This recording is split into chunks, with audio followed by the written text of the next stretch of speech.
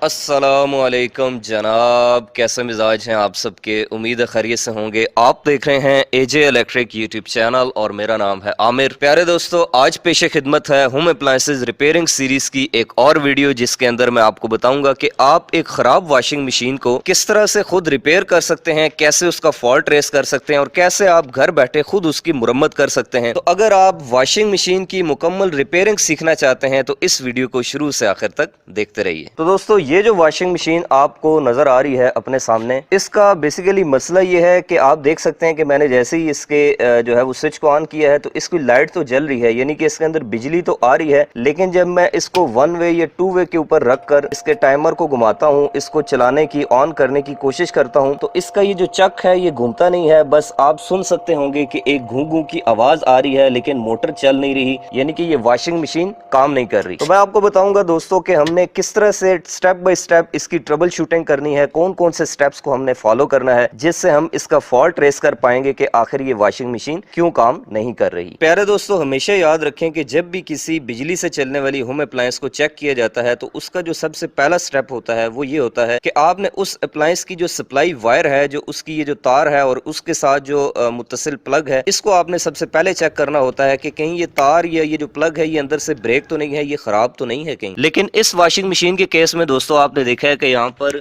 ये जो washing machine की लाइट है ये इंडिकेट कर रही है, ये जल रही है, तो इसका मतलब ये है कि वॉशिंग मशीन की ये जो तार है सप्लाई की ये बिल्कुल ठीक है। तो अब उसके बाद दोस्तों यहाँ पर इस वॉशिंग मशीन की ना चलने की 3 वजूहात हो सकती हैं, 3 प्रॉब्लम्स हो सकती हैं, 3 मसाइल हो सकते हैं या 3 फॉल्ट्स हो सकते हैं। वो ये है कि या तो यूं हो सकता है कि इस वॉशिंग मशीन का ये जो फ्रंट पैनल आपको नजर आ रहा है, इसके पीछे जो वायरिंग है वो खराब हो सकती है, कोई वायर कहीं से डैमेज हो सकती है, ओपन हो सकती है। दूसरी वजह दोस्तों ये हो सकती है कि इस वॉशिंग मशीन की मोटर के साथ जो कैपेसिटर लगा हुआ है वो हो सकता है कि खराब हो चुका हो, ओपन हो चुका हो या पुराना हो चुका हो, तो उसको भी हम चेक करेंगे। और तीसरी वजह दोस्तों इस वॉशिंग मशीन की मोटर हो सकती है कि हो सकता है मोटर खराब हो। तो अब मैं बारी बारी इन तीनों तरीकों से वॉशिंग मशीन को चेक करके इसकी प्रॉपर ट्रबल शूटिंग करके आपको दिखाता हूं कि हमने किस तरह से फॉल्ट को ट्रेस करना है। लेकिन उससे पहले दोस्तों एक और चीज हम देख लेते हैं कि इसका ये जो 1 वे 2 वे बटन है, इसको सबसे पहले हम किसी एक साइड पे रख के उसके बाद टाइमर से घुमा के देख लेते हैं। लेकिन यहाँ पर ये जो गूं गूं की आवाज आ रही है दोस्तों, ये बेसिकली बता रही है कि मोटर चलने की कोशिश तो कर रही है लेकिन चल नहीं पा रही। तो हम एक बार इसकी मदद करते हैं, इसको हाथ से घुमाकर देखते हैं कि कहीं ये चल तो नहीं पड़ेगी। तो अब इस तरह के केस में काम बंदे के ज़हन में यही वजह आती है कि इसका तो कैपेसिटर खत्म हो गया है, इसीलिए इसको स्टार्टिंग टार्क नहीं मिल पा रहा, इसीलिए नहीं चल रही। लेकिन इसी चीज को हमने वेरीफाई करना है कि क्या वाकई में कैपेसिटर जल गया है या कहीं वायरिंग या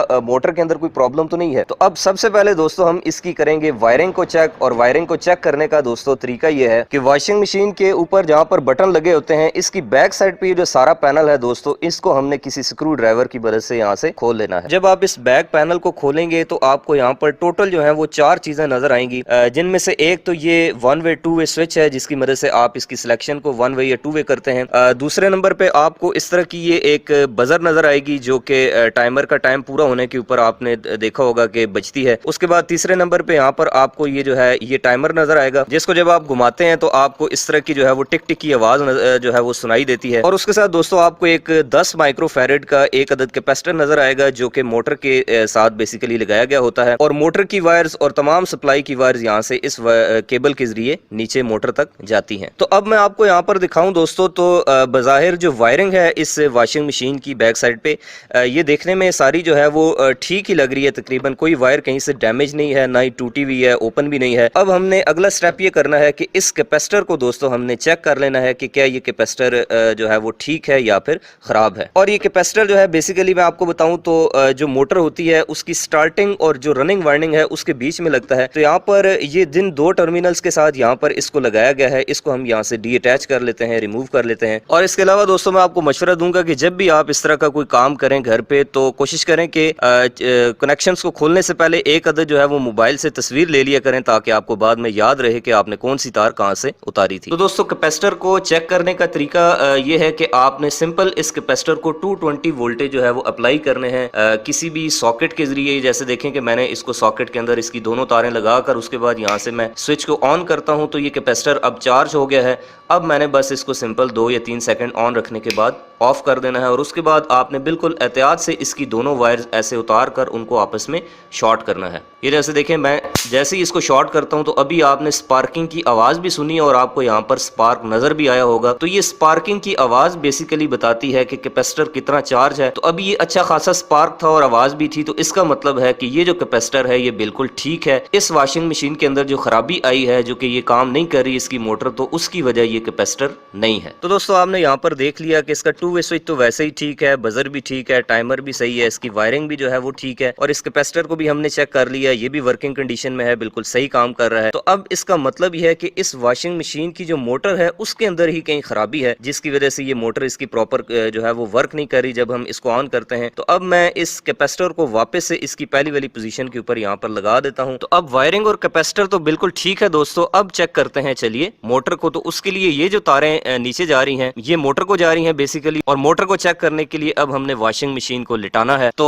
इसकी वायरिंग के बारे में अगर मैं आपको थोड़ा सा ओवरव्यू दूं तो यहाँ पर आप देख सकते हैं कि कोई भी जो वॉशिंग मशीन की मोटर होती है उसके साथ हमेशा 3 तारें लगी होती हैं, यानी कि उसकी बॉडी से टोटल 3 तारें जो हैं वो आउट हो रही होती हैं, जैसा कि आपको यहाँ पर ये नजर भी आ रहा है। तो अगर दोस्तों मैं आपको इसकी मोटर के बारे में बताऊं तो ये बेसिकली एक single phase capacitor run induction motor होती है, जिसके अंदर जो है वो 2 वाइंडिंग्स होती हैं। एक होती है इसकी स्टार्टिंग वाइंडिंग और दूसरी होती है इसकी रनिंग वाइंडिंग, ये जिसको हम मेन वाइंडिंग भी कहते हैं, जैसा कि आपको यहाँ पर इसकी सर्किट डायग्राम के अंदर नजर भी आ रहा है। यानी कि ये जो वॉशिंग मशीन के साथ 3 तारें होती हैं, इनमें से एक तार सप्लाई को लेके जाती है, इन करती है, दूसरी जो तार होती है वो रनिंग वाइंडिंग की होती है या मेन वाइंडिंग की होती है, और जो तीसरी तार है दोस्तों ये स्टार्टिंग वाइंडिंग की होती है। और ये जो स्टार्टिंग और रनिंग वाइंडिंग की जो ये 2 तारें होती हैं, इनके दरमियान में ऊपर जाकर ये जैसे आप देख सकते हैं ये एक रेड कलर की और एक ये सिल्वर कलर की वायर जा रही है। तो इनके दरमियान में ऊपर जो है वो इसके पैनल में कैपेसिटर लगाया जाता है। तो अब दोस्तों हमने यहीं से बाहर से ही इसकी स्टार्टिंग और रनिंग दोनों वाइंडिंग्स को चेक करना है कि क्या ये दोनों वाइंडिंग में से कोई एक वाइंडिंग अंदर से ओपन तो नहीं होगी या फिर दोनों वाइंडिंग्स आपस में शॉर्ट तो नहीं होगी। इन दोनों वाइंडिंग्स को यहाँ से बाहर से ही चेक करने के लिए दोस्तों 2 किस्म के तरीके इस्तेमाल किए जाते हैं। उसके लिए या तो आपके पास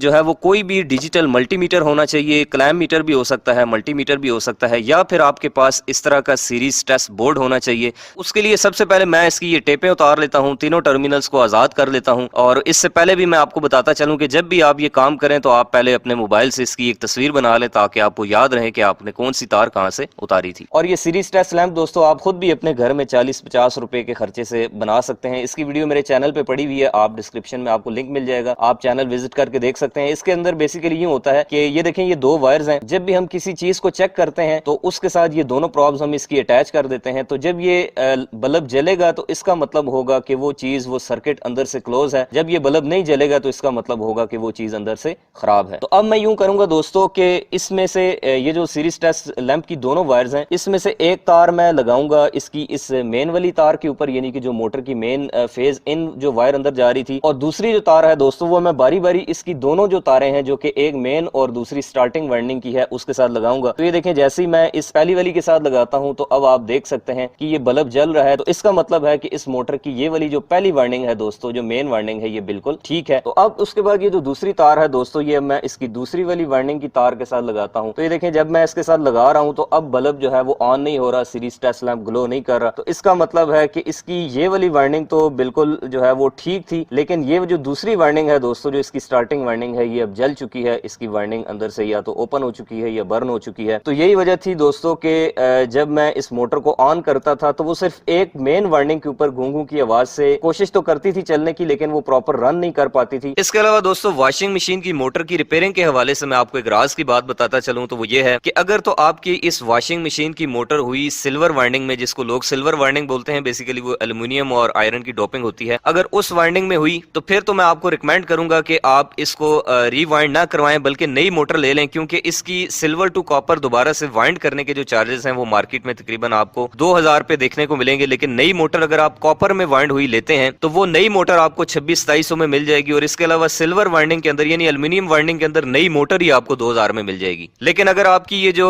वाइंडिंग है वॉशिंग मशीन की मोटर की, ये पहले से कॉपर में वाइंड हुई हुई है लेकिन फिर भी खराब हो गई है, जल गई है, तो फिर इसको रीवाइंड करने के चार्जेस 1800 रुपए होते हैं। लेकिन अगर आप नई मोटर लेते हैं तो ये ज्यादा बेहतर चीज है, क्योंकि नई मोटर में और वाइंड करने के चार्जेस में कोई बहुत ज्यादा डिफरेंस नहीं है। नई मोटर आपको कॉपर वाइंडिंग के अंदर यही कुछ 2600 से 2700 या 2800 के दरमियान में देखने को मिल जाती है। अब अगला सवाल यह है कि पता कैसे चलेगा आपको कि ये जो वाइंडिंग वाइंडिंग है ये सिल्वर में है या कॉपर में है। तो दोस्तों इसका बड़ा आसान सा तरीका है और वो ये है कि ये देखें, आप देख सकते हैं कि मैं किसी भी जो है वो टूल की मदद से, किसी पेचकस यानी कि स्क्रू ड्राइवर या किसी भी चीज की मदद से इसको जब स्क्रैच करने की कोशिश करता हूं तो आप देख सकते हैं कि यहाँ पर ऊपर जो कॉपर की टिनिंग चढ़ी हुई थी वो उतरना शुरू हो गई है और नीचे जो सफेद कलर का रंग है एल्यूमिनियम, जिसको लोग सिल्वर बोलते हैं, तो वो जो रंग है व्हाइट कलर का वो नीचे से नजर आना शुरू हो गया है। इसका मतलब है कि एक नाकिस क्वालिटी की 2 नंबर यहाँ पर वाइंडिंग की वायर इस्तेमाल की गई है। तो ये वाली जो वाइंडिंग होती है दोस्तों, ये बेसिकली एल्यूमिनियम वाइंडिंग है, जिसको लोग सिल्वर वाइंडिंग बोलते हैं, वो होती है। तो अब इस सिल्वर वाइंडिंग यानी कि एल्यूमिनियम वाइंडिंग के साथ जो मोटर होती है दोस्तों, इसकी जो बॉडी होती है वो भी इस हिसाब से सस्ती और बड़ी कच्ची बनाई जाती है। तो अब मैं इसको दोबारा से वाइंड नहीं कराऊंगा, बल्कि मैं नई कॉपर की मोटर परचेज कर लूंगा 2600 की। तो यहाँ पर दोस्तों आप देख सकते हैं कि मैं यहाँ पर एक खालिस कॉपर से वाइंड हुई हुई नई मोटर वॉशिंग मशीन की परचेज करके लाया हूँ। और अगर मैं आपको इसको खोल के दिखाऊं तो आप यहाँ पर देख सकते हैं दोस्तों कि जैसे जैसे मैं इसकी वाइंडिंग को स्क्रैच करने की कोशिश करता हूँ तो नीचे से वही कॉपर का जो गोल्डन कलर है वो निकलता है, ना कि जैसा कि आपने दूसरी मोटर के अंदर देखा था कि उसके नीचे से वो एल्यूमिनियम का व्हाइट कलर जिसको हम सिल्वर कहते हैं वो निकलता था। तो यही निशानी है दोस्तों इसकी 1 नंबर कॉपर की वाइंडिंग होने की। आपकी जो मेन सप्लाई की फेज एंड वायर है जो सेपरेट है, इसके साथ आपने इसका एक जो है वो टर्मिनल इस तरह से टच कर लेना है और दूसरा जो टर्मिनल है वो बारी बारी आपने इसकी दोनों वायरिंग्स के साथ अटैच करना है। तो आप यहाँ पर देख सकते हैं कि मैं दोनों वायर्स के साथ जब अटैच करता हूँ तो दोनों पे लाइट ग्लो करती है, दोनों पे बल्ब जलता है। इसका मतलब है दोस्तों कि ये जो नई मोटर मैं परचेज करके लाया हूँ इसकी दोनों वाइंडिंग्स बिल्कुल ठीक हैं, बिल्कुल वर्किंग कंडीशन में है। फाइनली दोस्तों आप देख सकते हैं कि यहाँ पर हमारे सारे कनेक्शंस जो हैं वो वॉशिंग मशीन की मोटर के कंप्लीट हो चुके हैं और यहाँ पर मैंने टेपों वाला जुगाड़ लगाने के बजाय प्रॉपर कनेक्टिंग स्ट्रिप जो है वो यूज की है प्लास्टिक की। तो चलिए अब मैं मशीन को ऑन करके दिखाता हूँ। फाइनली दोस्तों अब इस वॉशिंग मशीन को ऑन करके टेस्ट कर लेते हैं कि क्या ये अब ठीक होगी या ये नहीं। तो सबसे पहले मैं इसके सिलेक्टर स्विच को रख लेता हूँ 2 वे के ऊपर